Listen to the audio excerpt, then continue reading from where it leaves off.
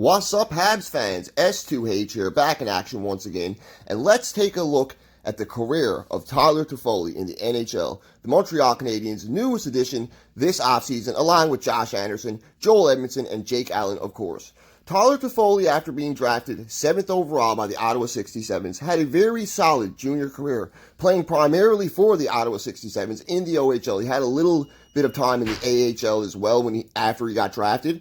Over a 5-year junior career, Toffoli posted incredible numbers for Ottawa, with 2 100-plus point seasons and 2 seasons with over 50 goals, progressively getting better throughout each season and also posting over a point per game in all 5 of his OHL playoff appearances, with exactly 18 points in his last 18 playoff games for the Ottawa 67s. After being selected 47th overall by the LA Kings in the 2010 entry draft, it was clear Toffoli would not be a guy LA fans would have to wait long to see, and after one last season for the Ottawa 67s, one of his better seasons where he had 100 points, Toffoli finally got his shot at playing pro hockey. And I should correct that, he had 102 points that season in his last season for the Ottawa 67s. When in 2012-2013, Toffoli had 28 goals and 51 points in 58 games for the Manchester Monarchs of the AHL, earning himself a shot to play in LA at the end of the season.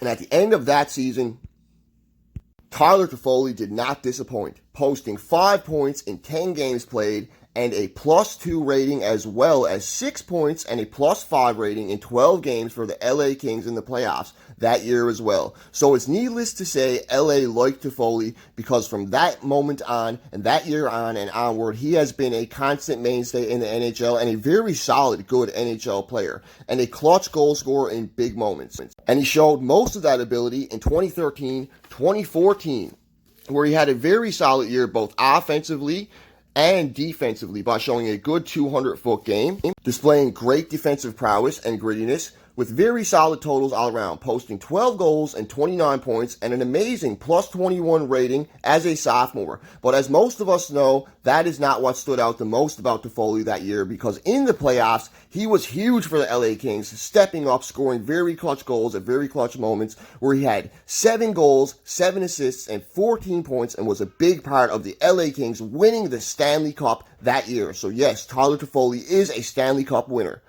Since that day, it has been pretty much steady progression from Toffoli with LA. He's had up and down years at the end in the past 2 or 3 years, but since 13-14, he steadily progressed over the next 3 or 4 seasons. But unfortunately for Toffoli, LA would not follow the same suit. They wouldn't go on to win another cup, and over time, aging veterans and salary cap issues would make them a weaker and weaker team, as Toffoli still found a way to perform around this weak team. So let's look at his last few seasons in the NHL and try and gauge what kind of player he will be on a good team like Montreal, because needless to say, in my opinion, Montreal is better than what LA is right now. And we look at Toffoli, he's 6 foot tall, he's 197 pounds, he's only 28 years old, he's 30, and he could even compete with somebody like Brendan Gallagher for the #1 right wing spot. I'm not going to say he's going to take that spot from Galley, but he could definitely compete for it, and he should be on the second line, in my opinion, ahead of Anderson. But we'll see what Claude Julien thinks there. So in 14-15, in 76 games played, Toffoli came on very strong. After winning the cup, he had a great follow-up season. He had 23 goals,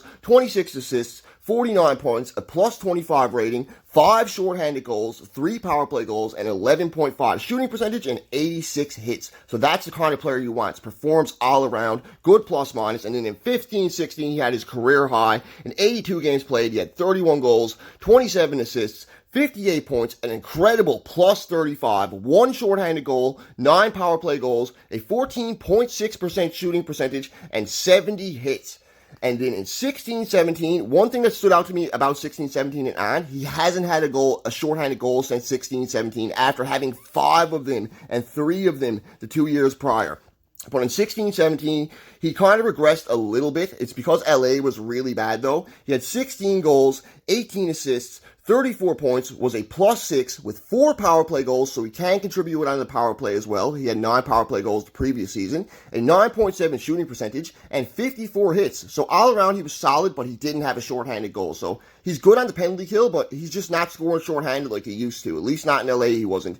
In 17-18, in 82 games played, he had 24 goals, 23 assists, 47 points, was a +9 with 6 power play goals, just similar to the year before, a 9.6% shooting percentage and 75 hits. So we picked it up a bit again in 17-18. And then in 18-19, it was kind of up and down, but LA was very, very bad in 18-19. He was playing on a terrible team, a slow team, a bottom team in the NHL. In 82 games played, he had 13 goals, 21 assists, 34 points. He was a -16. So for Toffoli, that's pretty rough. In 3 power play goals, he had a 5.8 shooting percentage and 39 hits. So needless to say, 18-19 was a very down year for Toffoli. So he wanted out of LA, and I would assume LA wasn't too keen on parting ways with him, but they did.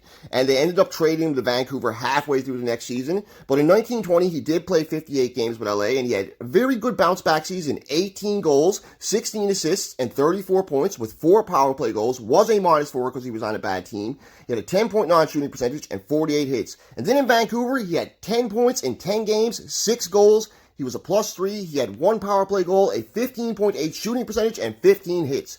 So, on a good team like Vancouver, it shows what he can be. He can be a point-to-game player. He can bring 30 goals. He brings grittiness. He's not scared to hit. He's usually a positive plus player on a good team. He can contribute on the power play. He can play on the penalty kill. All around, he's a good player, and he's definitely a top 6 player in Montreal, in my opinion. A top 2 right-wing forward. It's going to be down to him, Anderson, and Galley. We got some real competition on that right side in Montreal this year, and I, for one, am super excited to have him in Montreal as a Habs fan. So let me know what you guys think. Leave a comment. Have a great day. Stay safe. This is S2H, over and out.